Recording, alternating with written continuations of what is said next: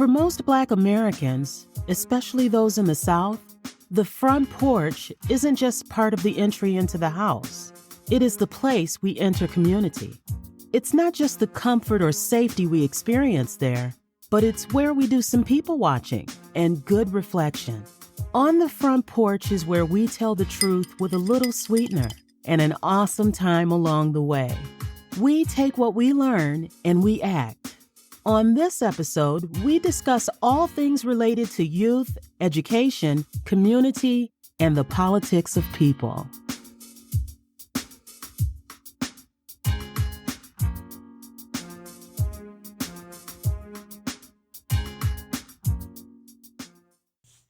Hey, good people, it is KaCey, and welcome back to the front porch.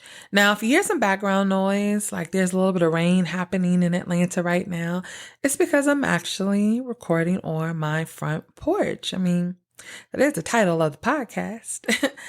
And I'm recording this a little later than usual because I wanted to wait until the end of something very special that culminated on today. But before I get into that, and I promise I'm going to tie it in, I had some notes that I wanted to focus on as it relates to this week's episode. Now, I titled this episode The Waterboys. And I cringe even when I say that because folks who know me and know the work that I do, they know I rarely use that word anymore. I may call them youth water entrepreneurs. And really a lot of times I just say the youth we work with, or if I'm really feeling it, my boys. But a lot of folks still refer to them as the water boys because it's easy to quantify and qualify what it is that they're saying. But it also immediately puts a perception of the type of young men we're talking about in the mind of the person that we are engaged in conversation with. I don't think that it is language that empowers them. It really is just descriptive language. And like most things, when we hear a certain word or phrase, we immediately think of something good, bad, or indifferent. For instance, today is the 29th. And while the album was leaked, Beyonce dropped, Act 1 of Renaissance. And the whole entire world on the internet, they're going crazy.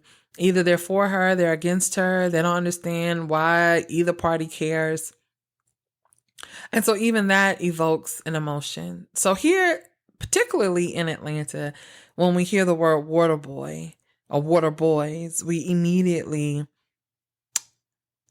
have a certain image, feeling, gut reaction to who we're talking about and what does that mean. Well, earlier this week here in Atlanta, there was a news story that started circulating about a 14-year-old who punched a police officer in his eye, fracturing his eye socket. Now, I know you're probably thinking, oh my gosh. Well, let me say this. I don't think I had the visceral reaction that most people had because there are a couple of things that I just don't understand. The story goes, and I could be wrong with some points. I'm going to try to keep it very high level and not get too specific. But from the news reports, Fox 5 in particular, a story that Morris Diggs reported on, he said that the officer told the young man to stop selling water. And in true water boy fashion, he ran, but didn't get far. Altercation then ensued, and here we are now back watching the news and seeing that the city is split on what to do, who's to blame, and whose responsibility this is. I don't sit on either side. Now, talking amongst those closest to me, I was like, assaulting an officer is not the move, right? It's never okay. I'm not even getting ready to justify that. I do have questions. Is selling water worth chasing a young man over?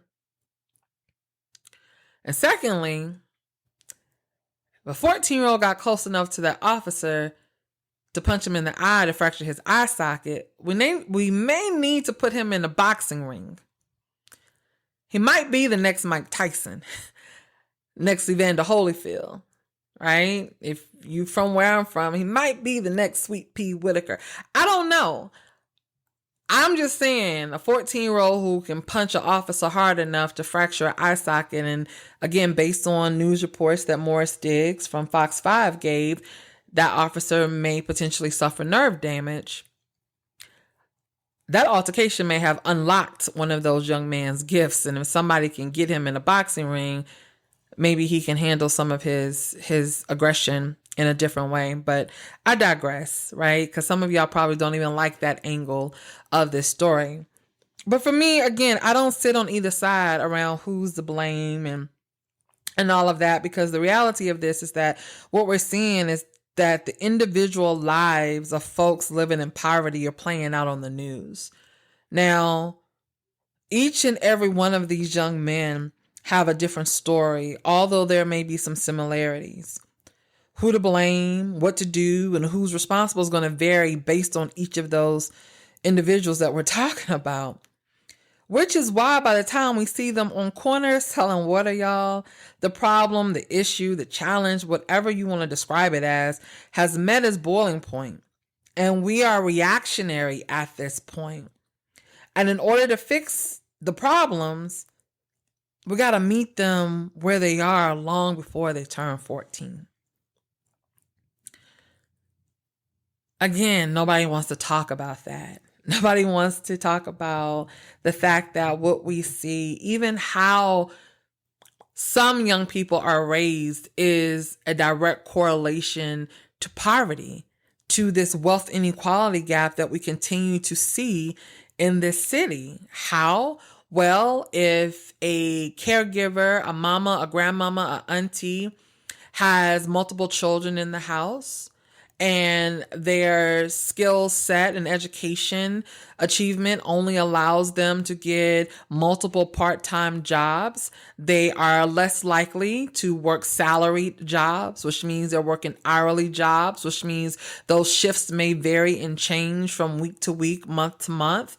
They may be running from one job to another. And so essentially these young people are now raising themselves, even if mama does have good intentions, because she's trying her best not to stay within the system, make her own way, but that requires her to be out of the house.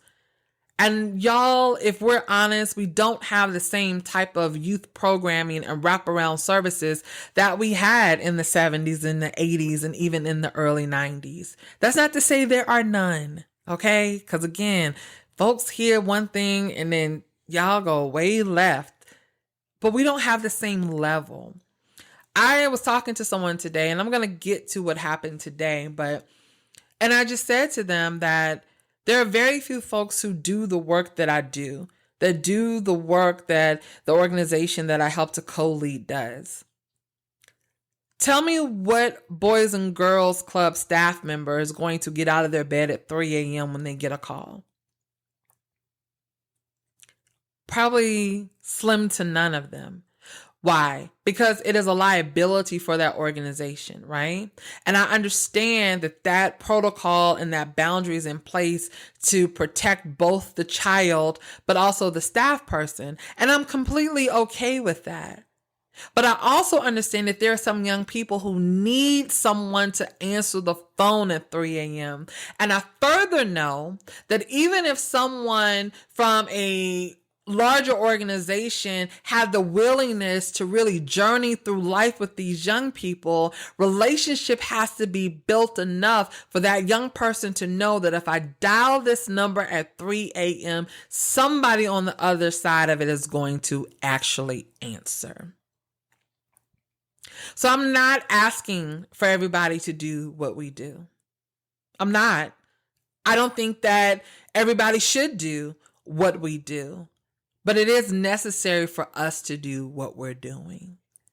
Because there are some young people who find themselves in some situations for a myriad of reasons. And it's not just because they want to be grown or get into trouble, but they find themselves really being pulled into some things for the sake of safety. It's hard for me to really convey what some of these folks, these young people, these young men, these youth water entrepreneurs, these quote unquote water boys are going through, because it's not my story to tell. Because if I could really tell you what some of them are experiencing to this day, where they're living, how they're living, anybody with some compassion would be a little less likely to jump to the blame game, or at the very least not blame these young people. And so, yeah, there's an exception to every rule. We know this, right? And so again, for the adults who choose not to or can't utilize critical thinking skills when I have these conversations, let me just make this very, very plain for you. The statement that I'm getting ready to make is not about a sweeping generalization. Okay, I'm fully aware that some of the young men don't have to be out there. They don't have to do what it is that they're doing, right? I know some of them know exactly what they're doing when they engage in deleterious activities. Shout out to Joe Clark. That's a Lean On Me reference there. But then there are some who are caught in a cycle of poverty that their families have been enmeshed in for generations. And it goes back to affordable housing. It goes back to the wealth inequality gap. It goes back to literally, I partake in probably every product that some of these major corporations that are moving to Atlanta and making this their headquarters or their southern regional, hub or whatnot, all the products and services that they offer.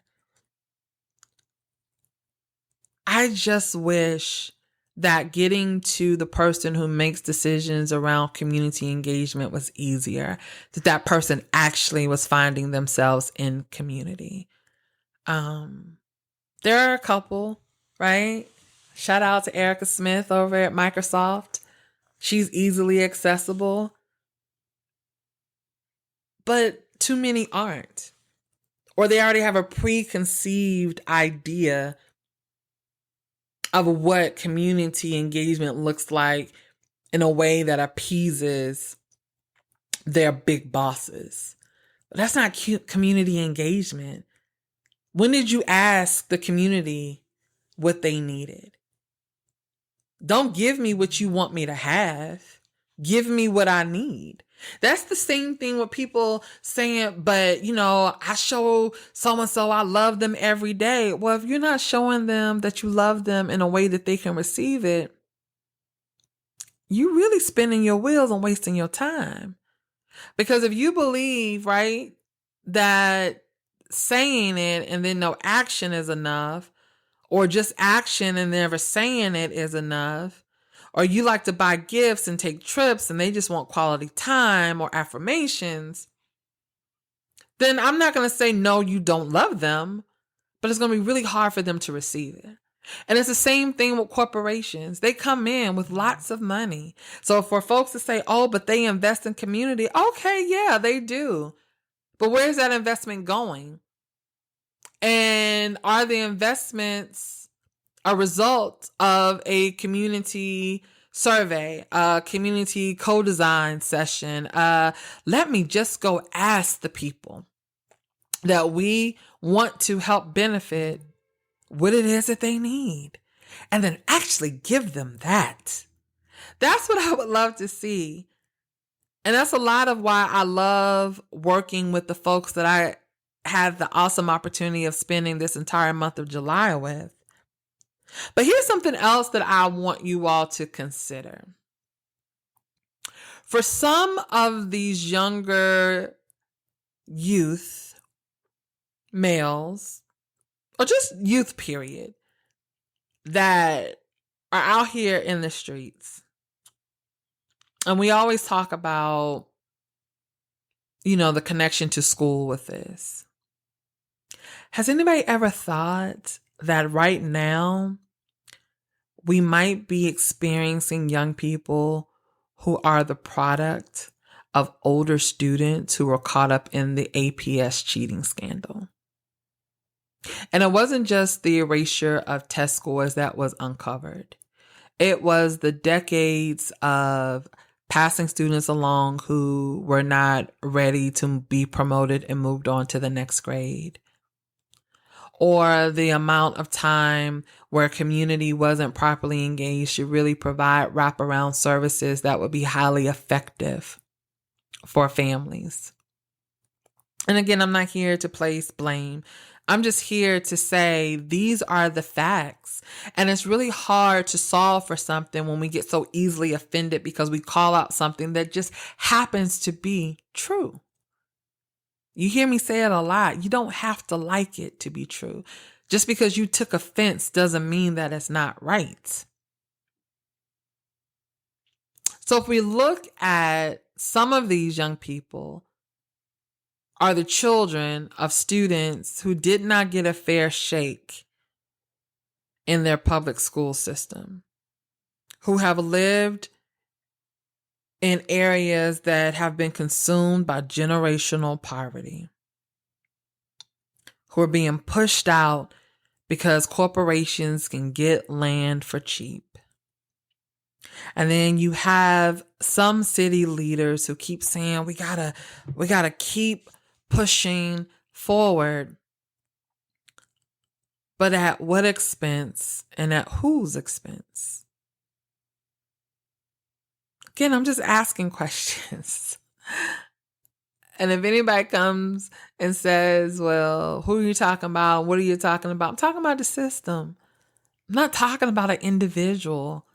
Because I can name multiple people on every level that I just described who have a heart for people, who have a heart for youth, who have a heart for community, and they're working their damnedest to make sure that the position of power and influence that they have works for those people. But it's still a system at play. And until we dismantle the system, until we begin to have a different type of corporate and community psychology around what we do, why we do it, who we do it for, we're going to continue to see the same things, even if the hearts of people are in the right place. I don't have an issue with the young men who sell water.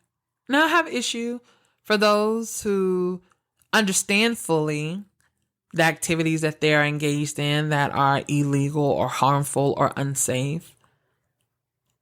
But as a whole, in general, I don't have an issue with them. You know why? Because we spent time building relationship and getting to know them. There are pictures floating all over my social media channels of 20 of them being in my house eating French fries and hot wings and pizza and some of everything else and sprawled out all over my couch or on my front porch and on the steps or packed in my car. And that's probably what I should have got pulled over for. We built relationships with them. And that doesn't mean all of them wanted a authentic and sincere and fruitful relationship. There is one young man in particular, and I'm not going to call his name out because I'm not in the business of embarrassing children, but I literally looked that young man in his face and told him to never step foot on my property again because he was being blatantly and willfully disrespectful, defiant, and his behavior was starting to make us gathering together unsafe. And even though we had conversations with him about why, how we can redirect some things, opportunities and chance given over and over again, I realized that, okay, he may be one of those young people who are not ready to receive help yet. He's not ready to get it, or he just doesn't want to. And I have to be okay with that. And so I looked him dead in his face and told him, do not step foot on my property again. Matter of fact, when you are walking down my street, I want you to walk across the street to pass my house. I don't even want you crossing my driveway. And I meant what I said. And he knew I meant what I said because I never saw him at my house again. But here is the kicker. Because even though I meant what I said, when he was in a bind and in a situation, I got a call and it was, will you please still help him? And I said, I don't feel any kind of way about the situation he's in. Now, it wasn't life or death, literally, because that's something different. He's a child, right? This was just something where he got himself caught up in and he was just going to have to be uncomfortable for a little bit. And the young men around him, literally on the phone, I could hear them saying, you know, you owe Miss KaCey an apology. You didn't have to do and say what you did. She has done X, Y, and Z for us. And the least you can do, even if she still doesn't come through, is to say, I'm sorry. I didn't have to tell them to do that. I was in relationship. They trusted me and Coach Boyd and Miss Dia and Miss Katie and Coach Nasir and Mr. Jason, right? They trusted all of us enough to say, no, we want to protect this investment. And that young man got on the phone and he did apologize to me. And I didn't just jump up and go meet the need, but he knew that in that moment, that even though he acted in a way that was not going to best benefit him, that I was still the adult in the space. And that I had enough wisdom and experience to know the difference between, okay, well, be uncomfortable, and this could be life or death if I don't show up for him. So I've seen him again, right? No, he's not invited to the programming that we do because he still hasn't decided to modify some of his activities and the way that he engages with people. But again, I'm grown. I don't have beef with children. And I say that because it feels like a lot of adults have beef with children, especially when it comes to these young men that the city has dubbed the waterboys. And when I say the city, I mean the people, not the entity of the government. Again, feel like I got to make things plain and clear for folks. So because I don't have beef with children, it's easy for me to build a relationship that is based on respect because I don't have nothing to prove to you. I know fully that I'm an adult. You know I'm an adult. Problem is you think you're an adult as well. And that's not to be dismissive because I believe that even young people and children can ask the question and say the thing, but it's about how you ask the question and say the thing. And when we teach our children how to do that a bit more efficiently and effectively, because truth be told, some adults don't know how to do it, then we can get into conversation that gets us to the heart of the matter so that I can fully understand how to best help you. Bottom line is, most of these young folks are looking for money. Now, for some of them, they're looking for money because it is do or die, right? It is, I need this or my mama's lights are going to be on. I need this or my little sister is not going to eat. I need this or I'm not going to be able to buy toothpaste. And then there's others who like, I need money because I need some Alexander McQueen's on my feet. Or I need money because I need a new fresh fit every weekend. And folks are all, let me say this on this point right here, because this is where adults get on my nerves. Now, you go to work, get a paycheck, and spend it how you want to. But then you got a problem about young people who found a way within their limited purview to make money to buy what they want. Help me make sense of that. How is it okay for you to go and invest your money in name brands of folks who don't know you at all? You don't own any stock in those companies, but yet you will drop a band for a bag or a belt. But yet and still, when these young people do it, you have a problem with it. Do we not see that they watch everything that we do because, one, we put our whole entire lives on social media? So, I mean, literally, again, not right or wrong, but think about folks who go on shopping sprees and then do whole reels of all the name brand things that they have purchased. Spend your money how you want to. Enjoy the fruit of your labor.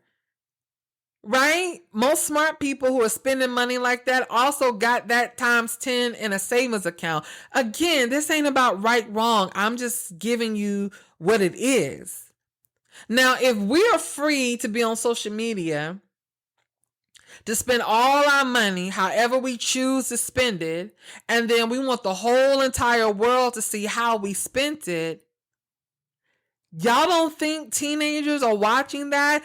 And because their brains are not fully developed until they're 25, they don't have the reasoning, all of them, to say, oh, just because they did that doesn't mean I have to do that. Or does it say to an underdeveloped brain, dang, this must be the status of success. So in order for me to build my confidence and for me to feel successful, I got to go get what I see some of these other folks getting. And by any means necessary, because I don't know many 16-year-olds who have the skills necessary to go and get the kind of jobs that are going to pay them six figures for them to take care of a mortgage, take care of a car payment on a luxury vehicle, take tropical vacations, right? And go drop a band in the mall just because they can. But then we wonder why our kids value the things that they value, because there are very few people that I see do that also share life lessons about how hard it is for them to get to the place that they're in to be able to do that. So when people ask me where does the blame lie, it's always going to fall on adults. Always going to fall on adults. Now, you pick up your piece of it wherever you want to, but it's always going to fall on adults. And again, nothing wrong with any of that. I have name brand items. I have sunglasses that cost $600 when I purchased them. And that's on the low end for some of these sunglasses and shades that people are wearing. I have name brand handbags and purses. The loafers on my feet that I wore just to bum around the weekend is name brand. Again, I'm not saying there's anything wrong with it. But what I am saying is we can't wonder, why do these things hold value for our young people when they hold value for us? That's what I want us to answer, because it doesn't mean stop doing what you're doing. It means don't villainize these young people for doing it. Now, the trick is helping them find more productive ways to do the things in order for them to get what they need. Whether it is around personal hygiene, clothing, helping to keep and put food on the table, or if it really is just for whatever new fit they want, new sneakers they want, new devices they want, right? And so I say that to segue into this. The month of July, the organization that I help to co-lead, which is Helping Empower Youth, we call it HEY for short, we spent this month in partnership with some phenomenal people. Like literally, I don't even have the words to really just put into any sense of how grateful I am for these folks working together with us. And so I'm going to call them out, right? And when you start calling names, you get into trouble, but oh well. So one, thank you to my co-founder, KD, for, in his early retirement, really jumping right in to this work. And it's long days, draining days. Like, I mean, there were times where I literally did not recognize the feeling in my body because I was so drained after pouring out and engaging young people all day. Then there is LaVanya Jones from Consciously Funded. She is a professor of entrepreneurship at Morehouse College here in Atlanta. LaVanya also was recently named the executive director of, and I'm not gonna get it right, y'all. I'm not gonna get it right. The Georgia Social Impact Collaborative. I had to go look it up real quick. So she's their newest executive director. She pulled in some heavy hitters. You hear me? I mean, these are folks that would have taken me years to build a relationship with, for them to come and pour into our young people the way that they did. And now that list I'm not getting ready to get into because I know I'm going to miss a whole lot of names, but these were some rock stars. And every day we had folks who were at the top of their field, experts in their field, influencers come and speak to our young people. And so Lavanya, if you are listening to this, thank you. I am going to find some eloquent words to convey to the rest of the world how much this experience meant to me personally, but also to our organization. But you did the thing, girl. And I'm just so grateful to be in community with you. Then there is Sterling Johnson from Partnership for Southern Equity, and he's the director of Just Opportunity. And y'all, when I say Sterling said yes from the jump, before we had a curriculum, before we had a well thought out plan, before we knew where we were going to host it, before we knew how many kids, just before, it literally was like, whatever you need. Thank you, Sterling. Thank you to Partnership for Southern Equity and everybody who there had to say yes to Sterling. But that is a testament to just who he is, to be able to get quick yeses from them. And then Aaron Johnson. Aaron, who is a trauma director and coordinator for the Cure Violence program over at Chris 180. He's another one who jumped in and said, put me in, coach, right? Whatever y'all need me to do. And he was doing a little double duty, but he pulled it off. And to see how he worked with those young men in particular, knowing how to build relationship with them in a short period of time, to the point where we knew they were in safe hands when we couldn't get there, when a lot of little fires were popping up all over and we needed one adult over here and another over there. Aaron is gifted in what he does and the work that he does in community. And so we're grateful for that. I am grateful for that as well. Then we got the homie Bame Joyner from Atlanta Influences Everything. He, again, was another one at the table helping us plan. And y'all, when he came in to do his session, I always love listening to Bame because, I told the kids that we have an official mayor of Atlanta, and I love that we have a mayor named Dre, right? I love Mayor Andre Dickens. I love the fact that he really came from the trenches of where these young people that even I work with grew up and where they are from and all that he has accomplished. But y'all, I got some unofficial mayors. And Bame is one of them. There's 3 of them on this list that you call them and pretty much any and everything that you need done in this city is going to happen just because they made a quick phone call. Bame is one of them. And to listen to how he ties in the history of this city to what is going on across this world is phenomenal. If you've never heard him talk about how Atlanta really influences everything, I suggest that you do so. But let me tell you the one thing that stuck out for me related to Bame and how he engaged with and interacted these young people. And it made them sit all the way up. And what he said to them was, the rest of the world is trying to be like you. And it was true. Absolutely true. And it gave them the confidence that they needed to understand they don't have to be anything more than who they be. And I said it exactly like I wanted to, because to be is a state in and of itself. It's not always about the forward moving, which is what being allows us to think about, but just to be. Nothing more, nothing less, just who I am right in this moment. And the sum total is enough to be who I be, to be what I be. Not what I'm becoming, not what I'm being, just to sit still in what it is right now. I love that for our young people.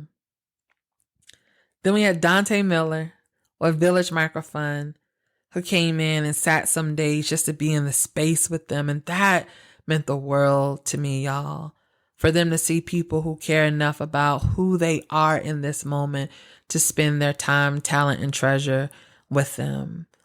And I love how the village came together and just wrapped their arms around these young people. And then we have some other special guests, and we're going to do a formal thank you and, all of that. But I took the time to call those people out because during this month of programming, we worked with a lot of young Black men, a lot of young Black teenage, growing into adulthood young men.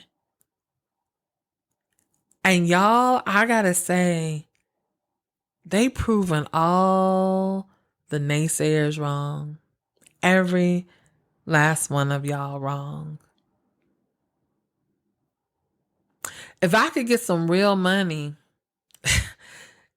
to take what we did on a tour around the city, we could really impact their lives. They worked on business ideas, but it wasn't just business ideas. It was soft skills training. And I ain't going to give y'all the secret formula and the secret sauce because there's still a business to what we do, even though it's nonprofit. But it wasn't just learning how to start a business with a value proposition or, an MVP or your customer avatar and profile or your profit and loss statement, right? They learned soft skills. They learned how to work together in a team, how to yield collective power, but then how to stand in their own individual power too. They learned how to be productive in boredom. Like, that's life. Sometimes you just need to sit still. Sometimes you're going to be bored, right? Or what happens when I ain't really feeling it, but let me make the best of my time here and still show up. And then we put some money in their pocket because grown folks go to work and sit somewhere and spend time all day and then expect to be compensated for it. We did the same thing. And anybody that I work with, anybody that I partner with, I let them know that whatever it is that you're giving us, please know that it's going back out to the young men in the form of a stipend. We don't do free program over here. Because what sense does it make to pull them off of the corner selling water where they were getting paid to say, come sit in this program and not get paid? That didn't even cross our minds. And I'm sure people will be like, oh, well, that shouldn't be necessary. Well, it shouldn't be necessary for them to live in poverty in a city like Atlanta and be forced on the corner to sell water to make $1 either. And again, yes, I know they don't have to be out there. But again, if you live mostly in poverty and your caregiver is working 2 and 3 different part-time jobs, they don't have a lot of disposable income just to give you for you to do very simple things. Do you know I get Cash App requests because they just want to go to the movies with their friends? You don't tell your kids not to go to the movies with their friends. You dig in your pocket and you find $40 or $50 so they can pay for their ticket and buy some popcorn and get a drink. These kids don't deserve that either because they were born into a situation that they didn't ask to be in. You can miss me with that. So where we have the $40 or the $50 for them to go and do something productive and do things that normal teenagers do all across this country, you best believe I'm going to give them $40 or $50 for them to go and do that. Because if I then say no, well, dang it, sorry, your mama can't help you. Or you know what? That's just the consequence of being poor. You're just going to have to sit home and figure out how to keep yourself occupied. Those are the same kids that are walking up and down the street who going to bust your head wide open to get the $40 or $50. But we can put them in programming and give them skills and pay them. That's exactly what we're going to do. And so we did a version of that this summer with all those people I just shouted out, all those partners. And we awarded 9 non-dilutive grants to them. In addition to paying them every week to be in that space, we also invested money into their businesses. with the action plan, with us registering with the state of Georgia and with the city of Atlanta business office and with opening business accounts. This wasn't just a practice exercise. This was, no, you need money. We're going to help you make money that can help you make money that can help you make money.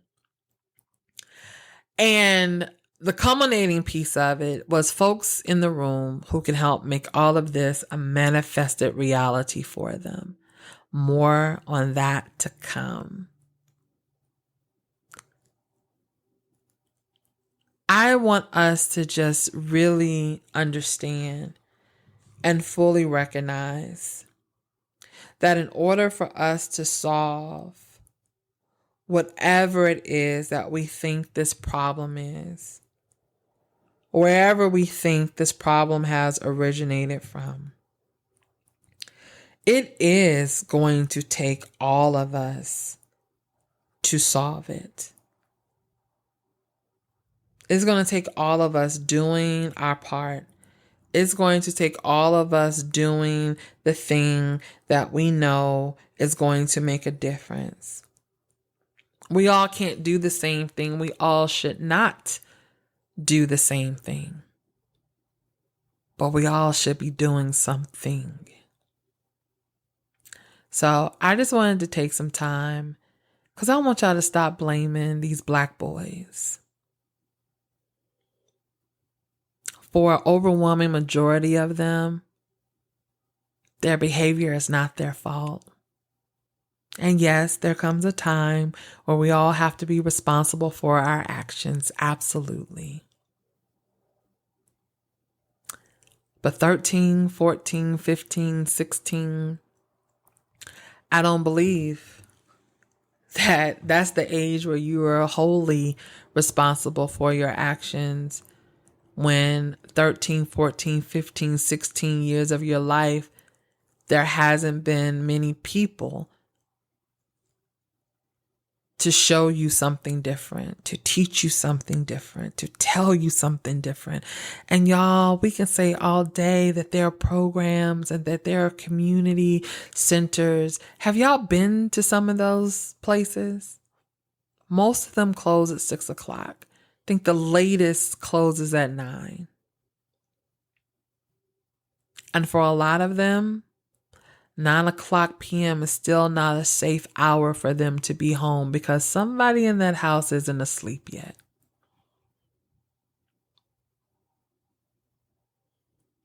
We gotta stop assuming that everybody's lives are set up like ours. We have to stop thinking that because we pulled ourselves up by our bootstraps that somebody else is supposed to do the same thing. We got to stop saying, I made it out. You can make it out too. And they can. You're wired differently. And for every person that made it out, there was somebody who set you up for success. You're not going to tell me that every one of these young people that we talk about had someone who's setting them up for a success. They don't. It's virtually impossible because there's not enough of us doing the work. That's just the truth of the matter. You know, I met someone today that probably will become a fast friend. And we shared a moment very briefly about how emotionally draining this work can be.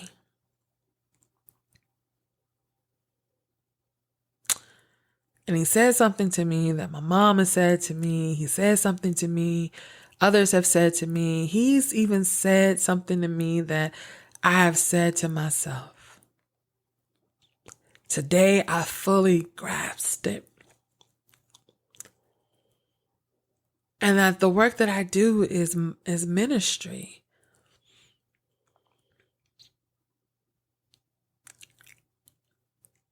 My ministry is not going to be inside of a church building. It's not. It's not even where I want to be. I go to church now for me to be edified, so I can be strengthened to go and do this work. I don't want to. I don't need to preach a sermon. I don't have to or need to lay hands on anybody in the traditional sense at an altar. I don't need to hand out or pass out the holy sacraments of communion. I don't have to bury another person or marry another person, with all of the rights granted to me being licensed and ordained. The work I do every day reminds me that God gave me something that many of you could never handle. This is God's work. And I'm going to do it until God tells me not to. But what God continues to tell me over and over again is to ignore every one of you adults who don't stop long enough to think, dang, what could have occurred in that young person's life to drive them to this place?